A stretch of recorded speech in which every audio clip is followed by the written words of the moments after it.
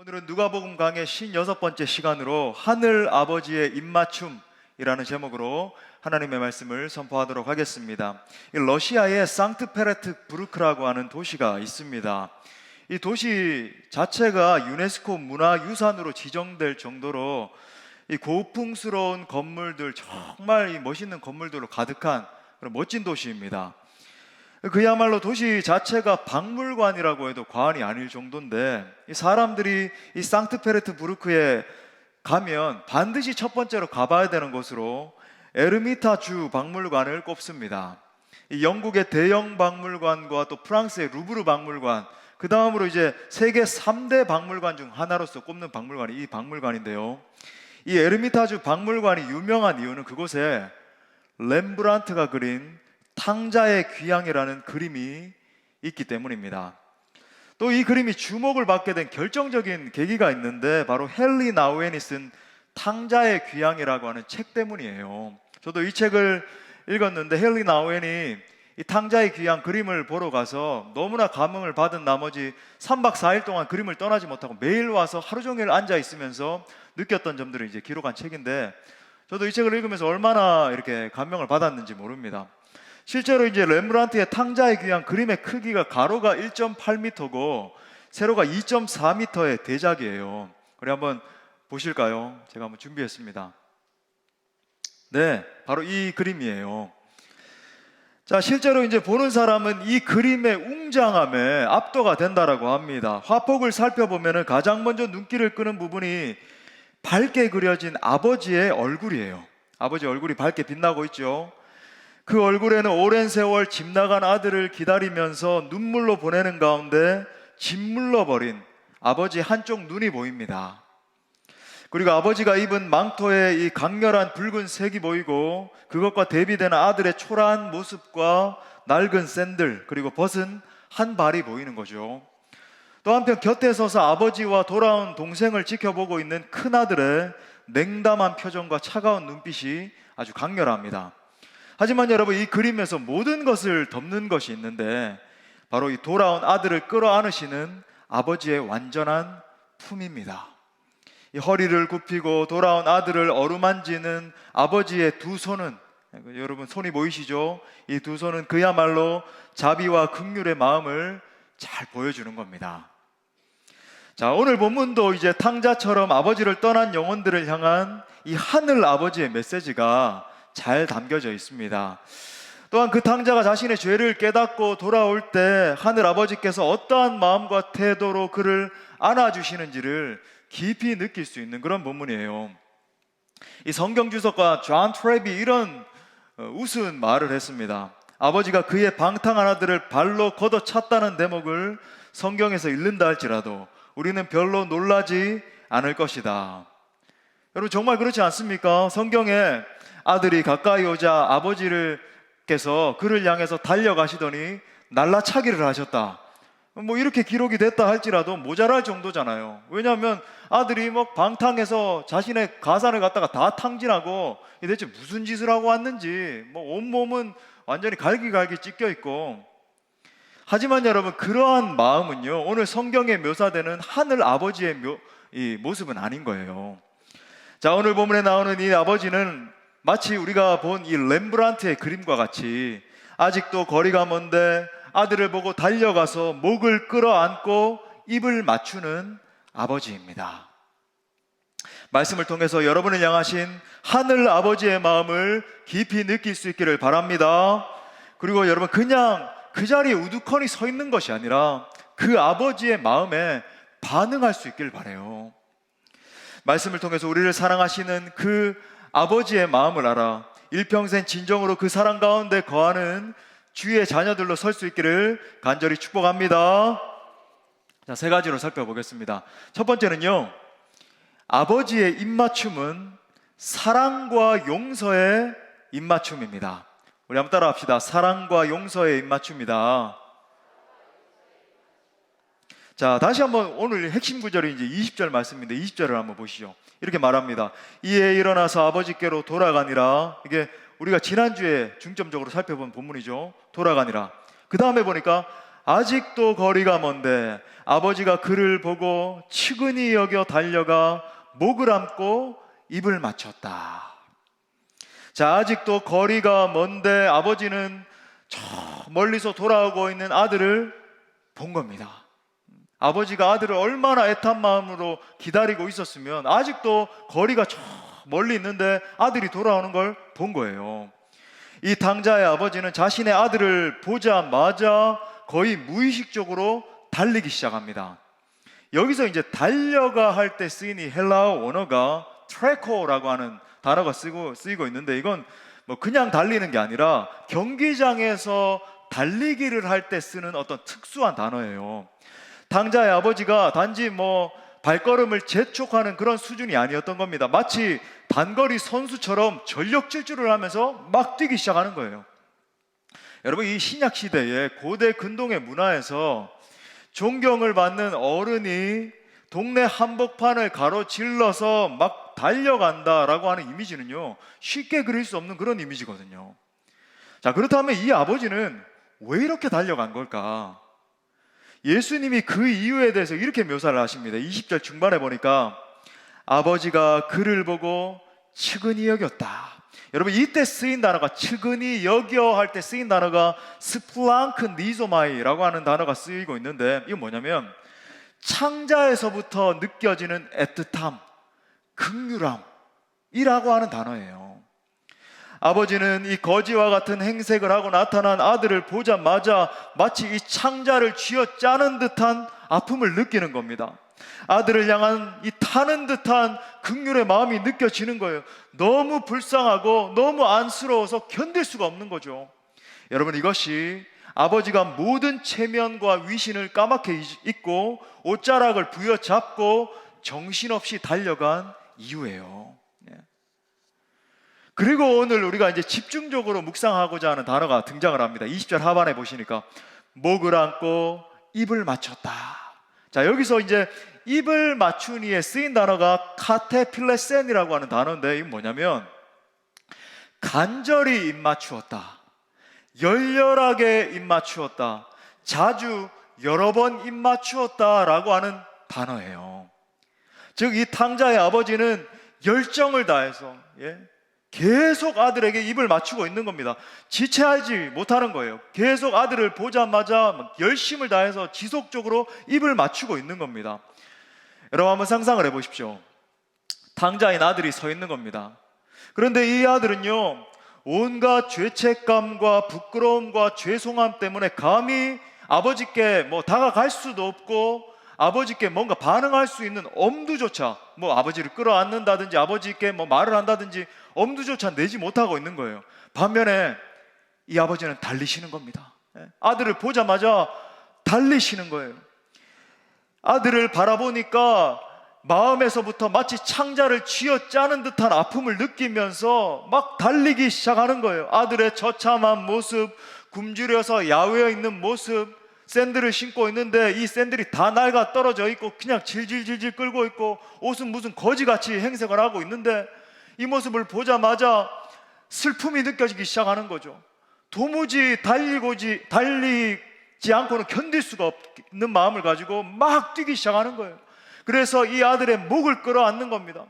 그래서 이 아들을 향해서 긍휼의 마음이 터져 나오니까 입을 맞추지 않고는 견딜 수가 없는 거예요. 끊임없이 입 맞추시는 겁니다.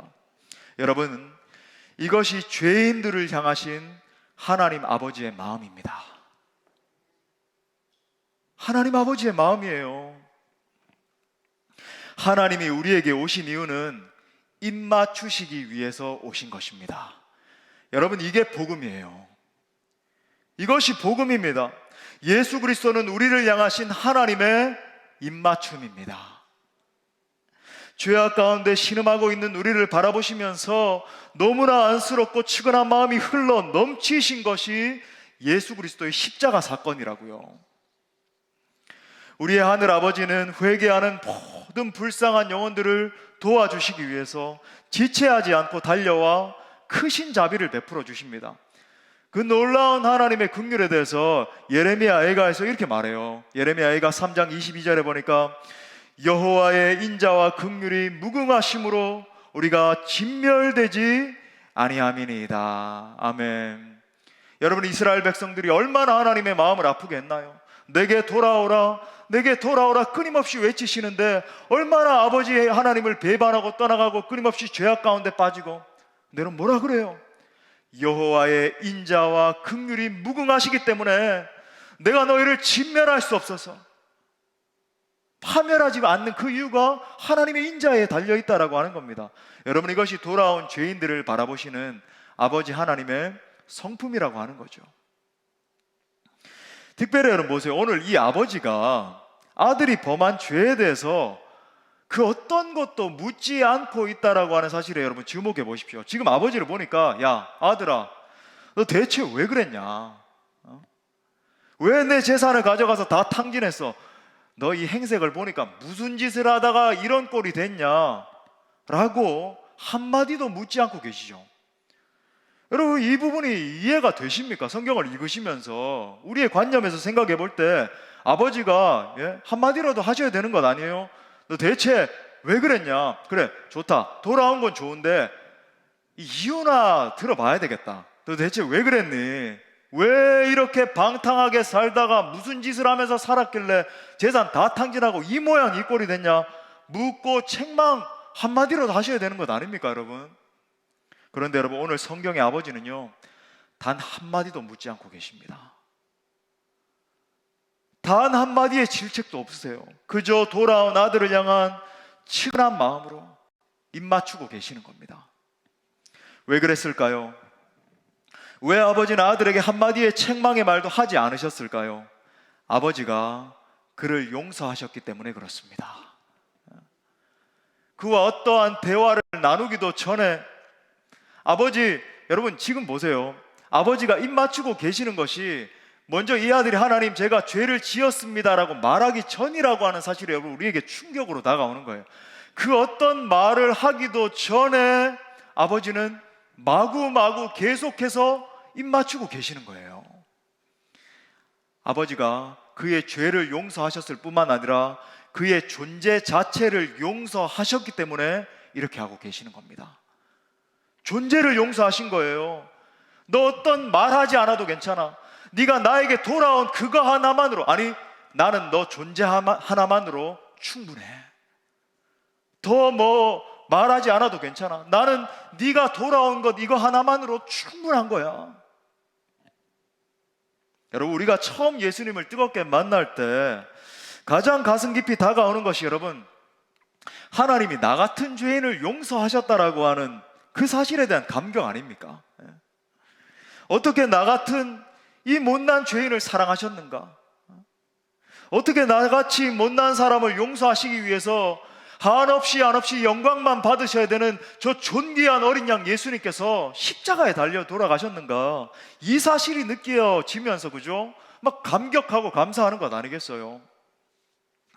저도 처음 예수님을 만났을 때 느꼈던 감격을 지금도 생생히 기억합니다. 여러분, 예수님을 처음 만났을 때 느끼는 감격과 감사라고 하는 건요, 이 세상에 그 어떤 감격에 비유할 수 있을까요?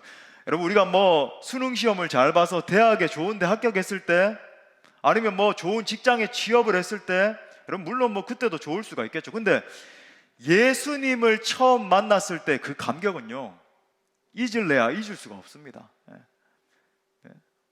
넘치는 감격이기 때문에 처음 예수님의 십자가 사랑을 경험했을 때 제가 가장 먼저 느꼈던 감정은요, 아직까지 잊지 못하는데 주님의 사랑에 압도됨이었어요.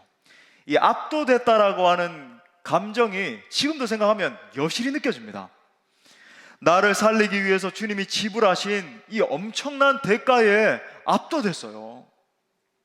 나같이 못난 사람을 살리시기 위해서 지신 이 십자가 사랑에 감격하다 못해 완전히 압도가 돼버렸습니다. 그래서 눈물이 그쳐지지가 않는 거예요.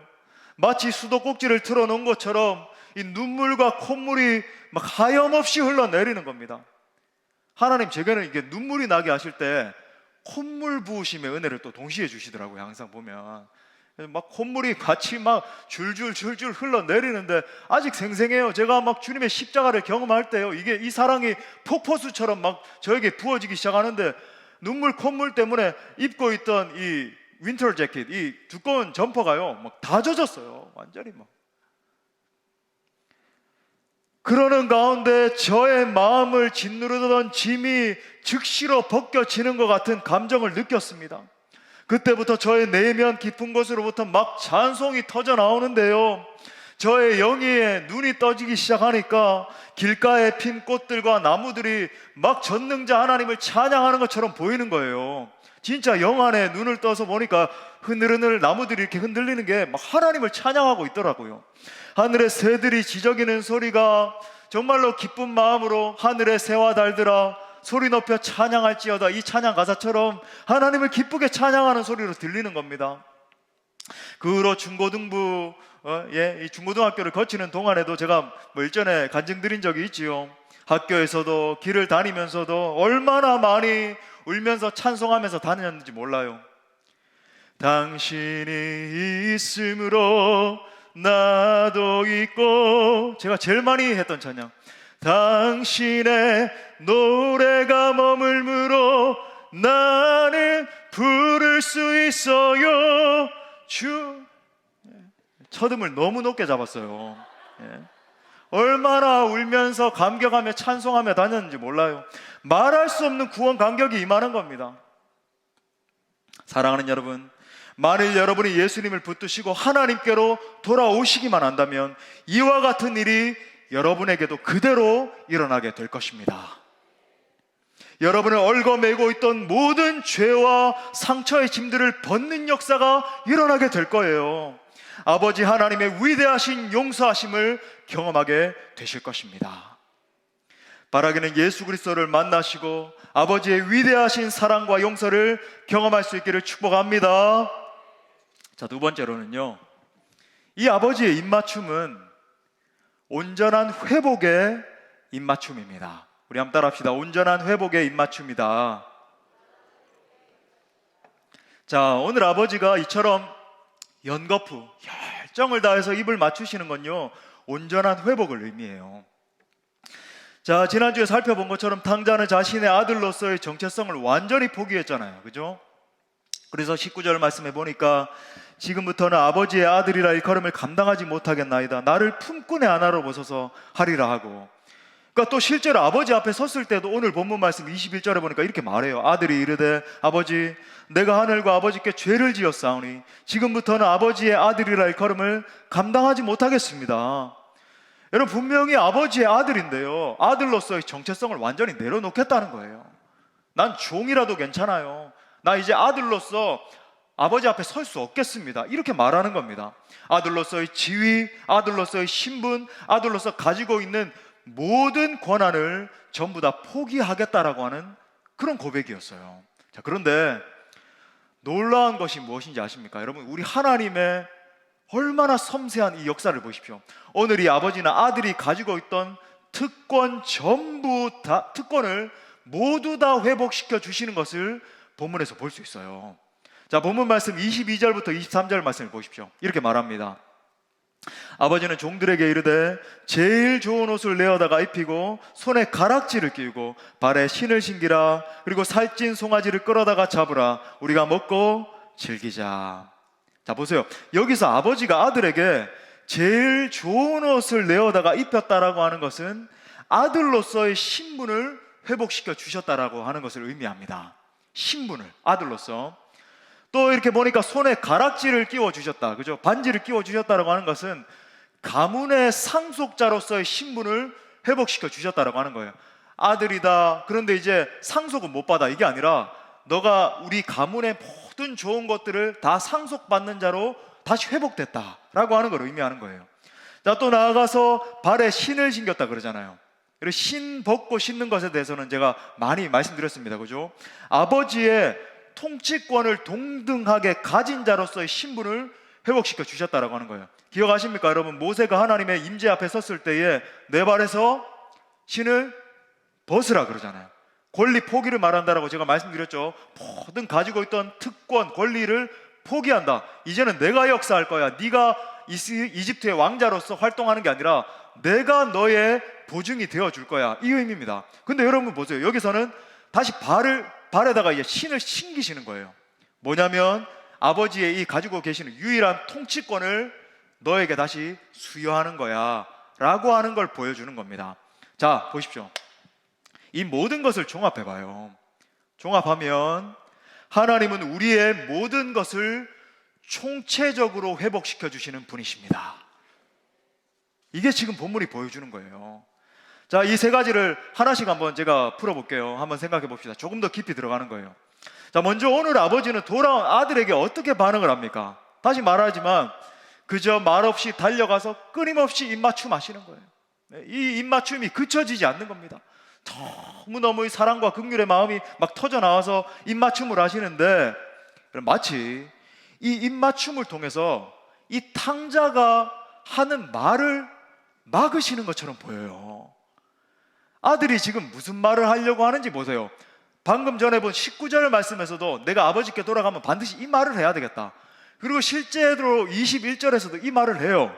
아버지, 더 이상 저는 아버지의 아들로서 부적합한 사람이에요. 아버지의 아들로서의 신분을 유지하기에는 부적합한 사람입니다. 이 말을 하려고 하는데 아버지는 뭐라 그러냐면 계속 입맞춤을 하시면서 아니야, 너는 내 아들이야. 너는 내 사랑하는 아들이야. 너는 내 딸이야 라고 말씀을 하고 계시는 거예요. 즉 오늘 아버지의 입맞춤은요, 아들이 아들의 자격을 다시 얻었다라고 하는 것을 보여주는 입맞춤입니다. 그리고 이 입맞추신 다음에 제일 좋은 옷을 입혔다라고 하는데, 여러분 이 말씀이 뭡니까? 우리가 아들, 딸들에게 제일 좋은 것을 주고 제일 좋은 옷을 입히고 제일 좋은 것을 먹이려고 하잖아요. 우리 부모들이. 마찬가지예요. 하나님은요, 자녀인 우리에게 가장 좋은 것을 주시는 분이라는 말입니다. 목사님, 제가 볼 때 하나님 때때로 제일 좋은 거 주시는 분 아닌 것 같아요. 때로는 좀 하나님 내 삶을 뭐 이렇게 이끄시는가 이렇게 느껴질 때도 있습니다. 여러분, 우리의 한정적인 눈에 보기에는 그렇게 보인다 할지라도 하나님은 반드시 우리를 제일 좋은 것으로 채워주십니다.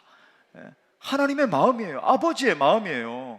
우리가 하나님 앞에 잘 서 있지 못해가지고 지난주 말씀처럼 전폭적으로 돌이키지 못해서 그 복을 다 받아 누리지 못할 뿐이지.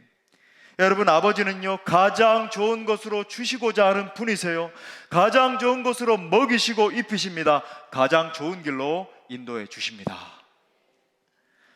물론 인생을 살다 보면 정말 이 고난의 파도가 닥쳐오고 지금 뭐 팬데믹 상황처럼 도무지 뭐 우리의 눈앞에 막 캄캄해질 정도로, 그죠? 이게 도대체 무슨 일인가 싶을 정도로 어려운 일을 만날 때가 있어요. 그게 인생 길이잖아요. 오늘 당자의 모습처럼 심지어 마치 내 정체성이 다 무너진 것처럼 나는 이제 죽었다. 나는 이제 뭐 아버지 아들로서의 정체성마저도 유지할 수 없다. 다 끝났으니까 이제 그냥 거기 가서 밥이나 먹고 종노릇이나 해야 되겠다, 이러고 있을 때도 만날 수 있어요. 하지만 여러분, 이럴 때도 믿음의 사람과 세상 사람의 차이가 무엇입니까? 믿음의 사람은 그러한 상황 속에서도 하늘 아버지를 쳐다볼 수 있는 사람입니다. 그렇게 숨이 막히는 상황 속에서도 여전히 살아서 역사하시고 여전히 나에게 가장 좋은 것으로 채워주시는 그 하나님을 붙드는 사람이 믿음의 사람이라고 하는 거예요. 하나님은 자녀인 우리에게 가장 좋은 것을 주시고 가장 좋은 길로 인도해 주실 줄 믿습니다. 또한 여러분, 하나님은요, 예수 그리스도 안에 있는 저와 여러분을 하나님 나라의 상속자로 회복시켜 주셨어요. 자, 오늘 손에 가락지를 끼워 주셨다, 반지를 끼워 주셨다라고 하는 게 이 의미인 겁니다. 상속자.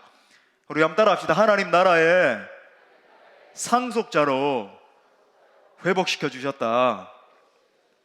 자, 이것을 조금 한 단계 더 나가서 이걸 신학적으로 뭐라고 말하냐면 하나님의 언약 백성 삼으셨다라고 말합니다. 쉽게 말해서 여러분, 우리를 너무 사랑하시기 때문에 이 하나님의 성품이라고 하는 건요, 이런 겁니다. 하나님 날 사랑하신다, 날 사랑하심, 이 정도로 사실은 표현할 수 없어요. 이 하나님의 사랑이라고 하는 건 오늘 아버지의 마음을 보세요. 이 니조마이라고 하는 단어, 그죠? 이 단어와 같이 마음에서부터 이 창자를 쥐어 짜내는 것 같은 긍휼의 마음이 막 터져 나와서 사랑하시는 사랑이란 말이죠. 긍휼하심이란 말이죠. 연민의 감정이란 말이죠. 그 마음이기 때문에 우리를 절대로 놓칠 수 없어서, 우리가 죄 가운데 있든 상처 가운데 있든 울부짖고 있는데 절대로 놓칠 수가 없어서 영원히 파괴할 수 없는 그 약속을 하나님과 우리 사이에 세우셨다라고 하는 거예요. 바로 그 의미입니다. 이 영원한 언약에 대해서 여러분 구약 성경에서 이렇게 말씀을 하세요. 이 구절 굉장히 중요한 말씀인데 제가 두 구절을 읽어드리겠습니다. 예레미야 32장 38절부터 40절 말씀. 자, 이렇게 말합니다. 그들은 내 백성이 되고 나는 그들의 하나님이 될 것이며 내가 그들에게 한 마음과 한 길을 주어 자기들과 자기 후손의 복을 위하여 항상 나를 경외하게 하고 내가 그들에게 복을 주기 위하여 그들을 떠나지 아니하리라. 이걸 바꾸면 뭡니까? 하나님이 우리와 함께 하신다. 무슨 의미일까요? 임마누엘입니다. 임마누엘이에요. 하는 영원한 언약을 그들에게 세우고 나를 경외함을 그들의 마음에 두어 나를 떠나지 않게 하고, 또 에스겔서 36장 26절부터 27절 말씀도 보세요.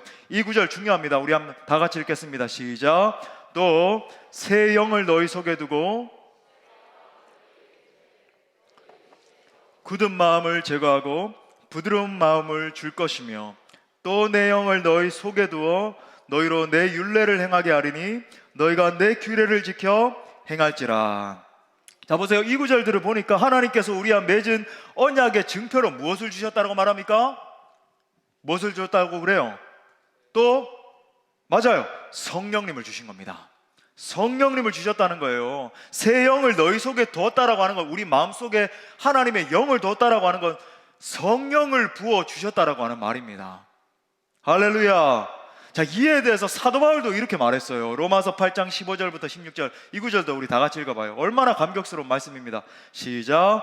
너희는 다시 무서워하는 종의 영을 받지 아니하고 양자의 영을 받았으므로 우리가 아빠 아버지라고 부르짖느니라. 성령이 친히 우리의 영과 더불어 우리가 하나님의 자녀인 것을 증언하시나니. 아멘. 여러분, 우리는 예수 그리스도를 믿음으로 말미암아 하나님 나라의 상속자들이 된 겁니다. 그 언약의 증표로 성령을 부어주신 거예요.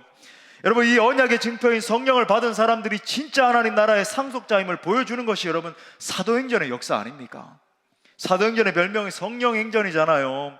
성령께서 연약한 사람들, 정말로 찌질하기 그지없었던 이 제자들을 강하게 붙드실 때에 이 땅 가운데서 위대하신 하나님의 나라를 강하게 막 실현하는 겁니다.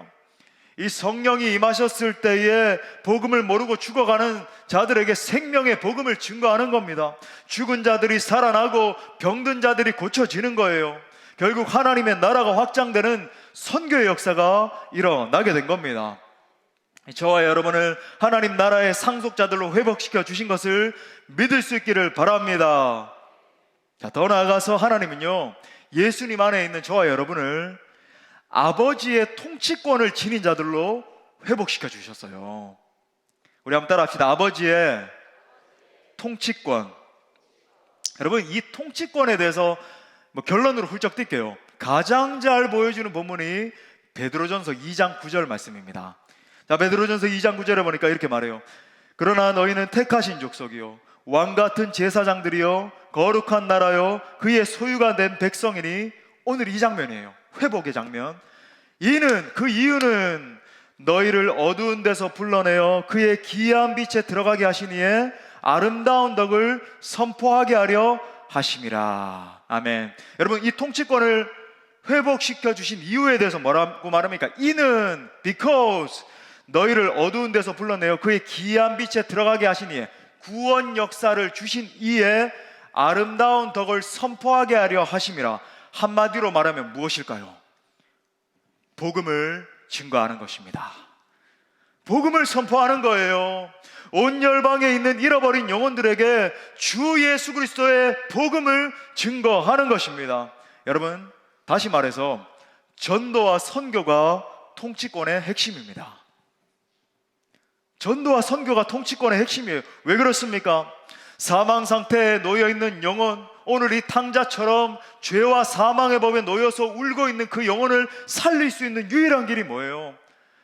떡 몇 덩어리를 가져다 주면 살아납니까? 물을 퍼다 주면 살아날까요? 아니요. 잠시 육신의 생명을 부지하게 할 수 있을지 몰라도 여러분, 사망 상태에 있는 영혼을 건져낼 수 있는 유일한 비결은 그에게 생명의 복음을 주는 것입니다. 예. 지난주 금요일날 우리 목사님 오셔서 말씀 증거해 주셨잖아요. 5,000개의 미전도 종족을 구원할 수 있는 유일한 비결이 무엇인가요? 하나님의 통치권을 선언할 수 있는 유일한 비결은요, 그들에게 나아가 복음을 선포하는 거예요. 복음이 그들 가운데 임할 때 그들의 영혼이 살아나고 그들의 병이 고쳐지고 그들의 삶 가운데 하나님의 역사를 보게 되는 것입니다. 사랑하는 여러분, 우리 주님은 죄와 사망 가운데 놓여있는 영혼들을 회복시켜 주시는 분이신 줄 믿을 수 있기를 바랍니다. 그런데 여러분, 이 회복은요, 일반적인 회복이 아니에요. 총체적인 회복입니다. 통전적인 회복이라고요.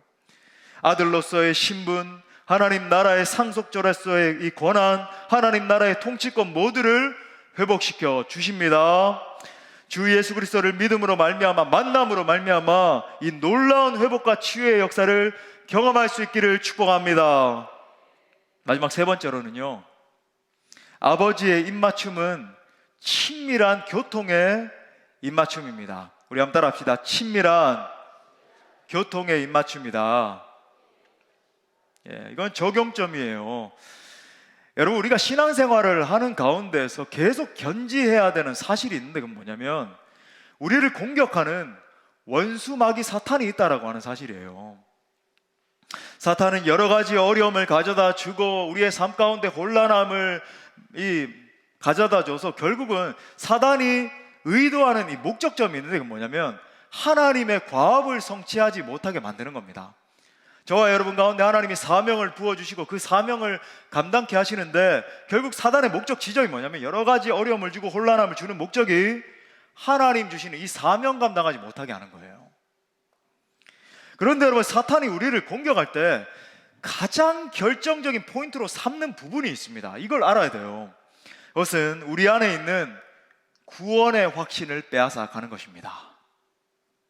하나님이 날 용서하셨다라고 하는 사실에 대한 확신을 빼앗아가요. 그래서 결국은 너는 하나님의 자녀가 아니야 라고 하는 이 거짓 메시지에 순응하게 만드는 겁니다. 아, 나는 하나님이 버리셨나 보다, 나는 더 이상 하나님의 자녀가 아닌가 봐, 이 거짓 메시지를 듣게 하는 거예요.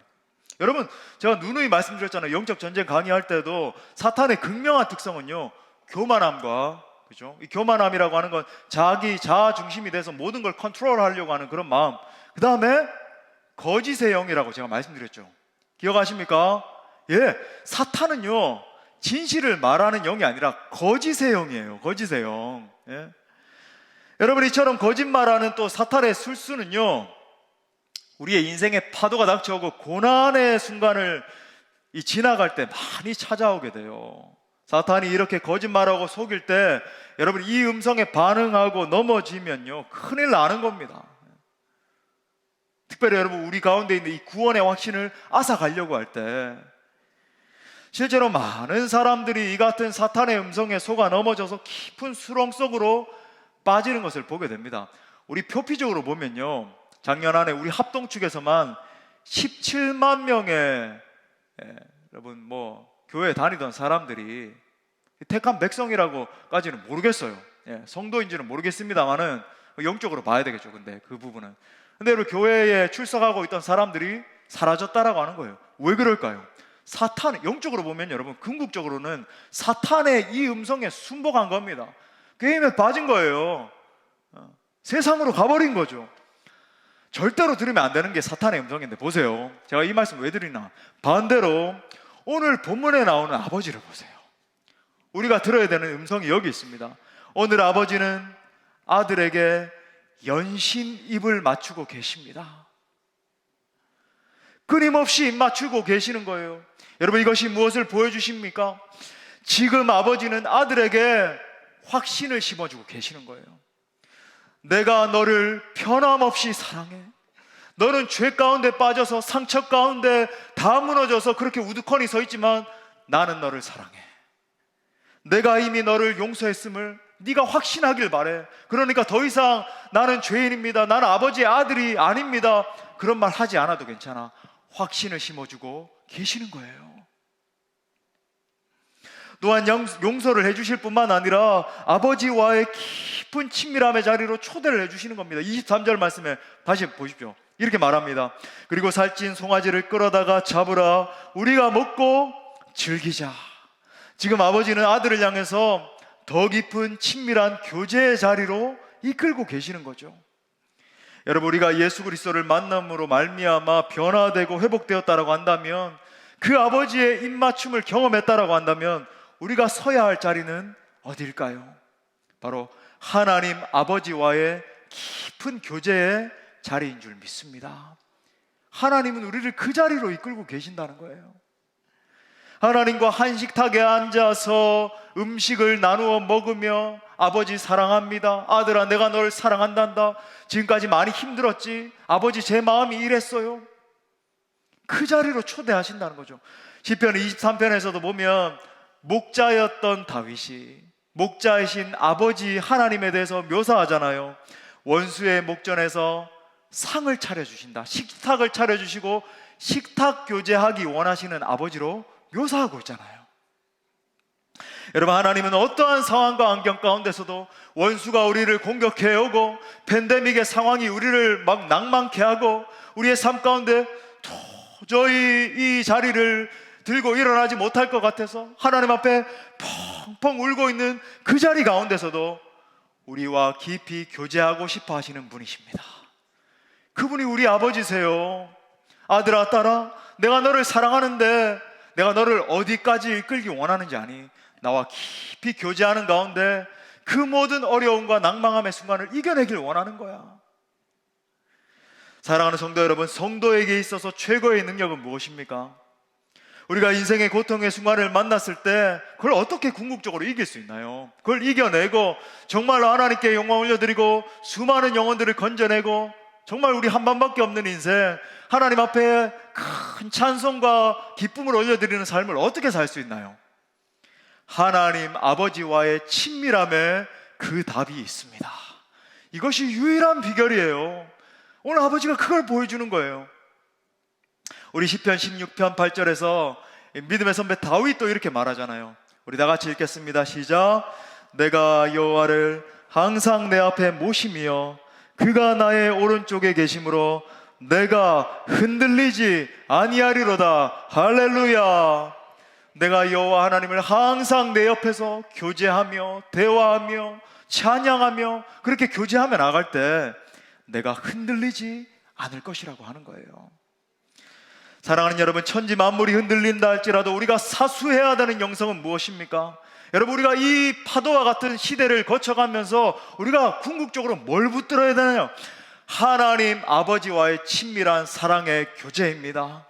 예배하며 찬양하며 기도하며 말씀을 붙드는 가운데 제가 누누이 말씀드리잖아요. 제가 여러분을 무슨 괴롭히기 위해서 기도의 자리에 나오십시오, 우리 찬양합시다, 예배합시다, 묵상합시다, 일주일에 적어도 5일 이상은 묵상하셔야 됩니다, 괴롭히려고 드리는 말씀이 아니라고 하는 거예요. 이것의 승리의 비결이 있기 때문에 아버지가 우리를 이 자리로 오기를 초대하고 계시기 때문에 그 자리에서 아버지의 입맞춤을 경험하며 하나님 치유하시고 회복하시는 그 능력을 맛보아 알길 원하시기 때문에 제가 누누이 말씀을 드리는 겁니다. 여러분, 그 교제 자리에 나오는 지체들마다 진정한 회복과 치유와 기쁨과 평안함을 경험하게 될 것입니다. 그러므로 아버지의 초청을 받는 사랑하는 성도 여러분, 하나님과의 더 깊은 사랑의 교제를 추구하고 누릴 수 있는 모두가 될 수 있기를 간절히 축복합니다. 말씀의 결론을 맺겠어요. 오늘 우리가 말씀을 통해서 만나는 아버지는 바로 하나님 아버지이십니다. 그분은 은혜의 아버지세요. 그 하늘 아버지는요, 마치 쏟아지는 폭포수와 같은 은혜와 사랑을 우리에게 부어주시는 분이세요. 그 아버지의 사랑, 그죠?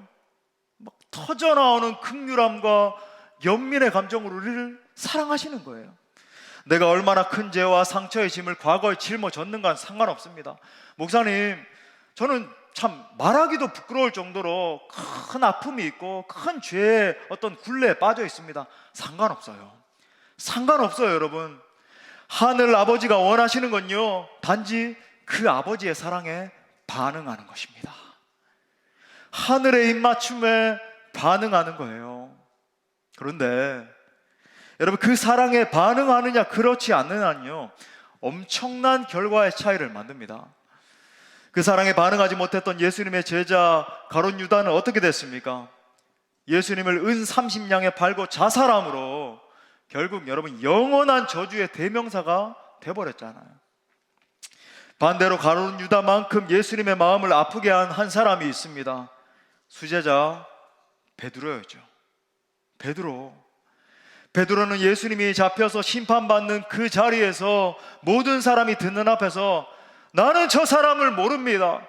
저주를, 심지어 저주까지 하면서 나는 저 사람을 모른다고. 그때 여러분, 우리 주님의 마음이 얼마나 아팠을까요? 3년이 넘는 시절 동안 함께하고, 야 베드로, 넌 내 수제자야. 내가 너를 얼마나 아끼는 줄 알아? 내가 너를 사랑해. 야, 우리 함께 같이 기도하러 가자. 야, 사역하는데 봐봐, 이게 하나님이야. 하나님의 역사야. 나를 따라오렴. 실수하고 넘어질 때도 끌어안아 주시고 함께 했던 그 베드로인데, 나는 저 사람을 알지 못하는데 저주하면서 우리 주님의 마음이 얼마나 아프셨을까요? 그런데 부활하신 이후에 다시 베드로를 찾아오신 우리 주님, 단 한 번도 그를 책망하지 않으시고 이렇게 물으시잖아요. 베드로야, 베드로야, 네가 나를 사랑하느냐? 이때 베드로가, 주님, 저 정말 부족하거든요. 저 아들로서의 지위조차도, 제자로서의 지위조차 감당하지 못하는 사람인데, 근데요, 제가 주님 사랑합니다. 제가 주님을 사랑하는지를 제 자신이 다 표현하지 못하는데요, 주님께서 아십니다. 이때 주님이 3번 물으시죠. 네가 나를 사랑하느냐? 이를 통해서 주님을 3번이나 부인했던 베드로를 용서해 주시면서 사도로서의 지위를 다시 굳건하게 세워주신 것입니다. 여러분, 이 순간 받은 그 사랑과 그때 받은 힘으로 십자가에 거꾸로 못 박혀서 순교할 때까지 베드로가 초대교회를 이끌어갈 수 있었던 것입니다. 사랑하는 성도 여러분, 이 시간 하늘아버지께서 여러분을 초대하고 계세요. 그 아버지의 초대에 기꺼이 응하심으로 말미암아 하늘아버지의 입맞춤을 경험할 수 있기를 바랍니다. 하늘아버지가 주시는 진정한 위로와 사랑, 회복과 치유의 역사를 경험하십시오. 하늘아버지와 함께 누리는 영원한 교제의 기쁨을 누리십시오. 아무쪼록 하늘아버지의 입맞춤에 반응함으로 말미암아 날마다 그 사랑 가운데 거하는 모든 주의 아들, 딸들 될 수 있기를 간절히 축원합니다. 우리 말씀을 주신 하나님께 영광의 박수 올려드리겠습니다. 우리 다 같이 일어나셔서 우리 하늘의 입맞춤에 반응하며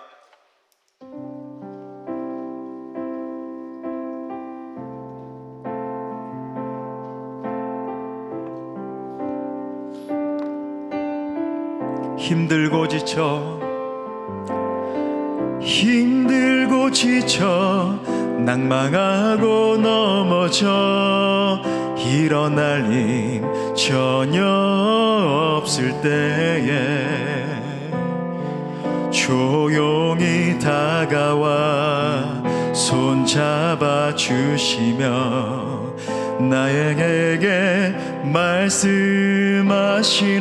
심지어 내 자신에게조차 나에게 실망하며 내 자신 연약해 고통 속에 눈물 흘릴 때에 못자국 난 그 손길 눈물 닦아주시며 나에게 말씀하시네.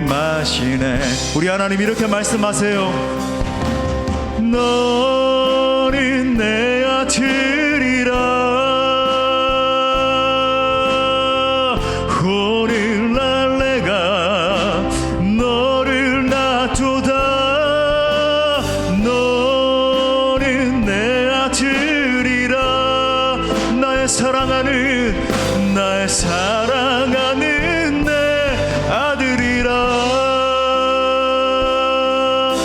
다시 한 번 더 힘들고 지쳐 고백합시다.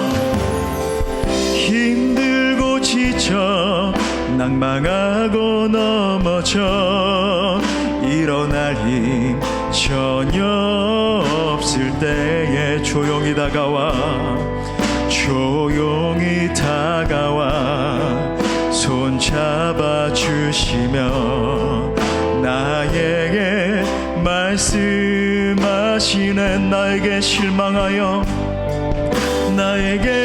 실망하며 내 자신 연약해 고통 속에 눈물 흘릴 때에 못 자국난 그 손길 눈물 닦아 아들을 그렇게 안아주시는 거예요. 나에게 말씀, 너는 내 아들이야, 너는 내 딸이야, 너는 내 아들이라. 오늘날 내가 너를 낳아서 너를 놔두다. 너는 내 아들이라. 나의 사랑하는 내 아들이라. 언제나 변함없이